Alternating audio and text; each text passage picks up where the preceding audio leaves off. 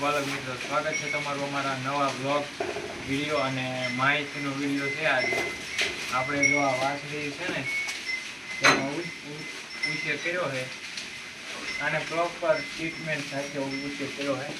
3 મહિના લગી 2 લીટર દૂધ પીવડાવ્યું છે આને, અને તથા દાણ ડિવોર્મિંગ કાફ કાકડ ને એવું બધું ખવડાવીને તેનો ઉછેર કર્યો છે. આપણે આને 12 મહિને ઉદ્યાન કરવાનો ટાર્ગેટ હતો, પણ એ થાય છે નહીં, કારણ કે આ થોડી ક્રોસ બ્રીડમાં છે.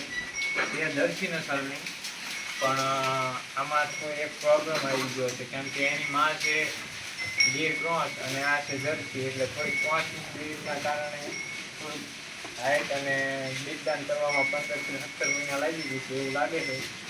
કેમ કે આ નો બોડી વેટ જે પ્રમાણે ખવડાવી એ પ્રમાણે અત્યારે તો સારો વર્તાય છે, પછી આગળ કેવો એનો બોડી વેટ થાય એ ઉપર આધાર છે. અને આ અત્યારે 4.5 મહિનાની છે, અને એની માં છે ક્રોસમાં, જે તમને હું હમણાં બતાવીશ.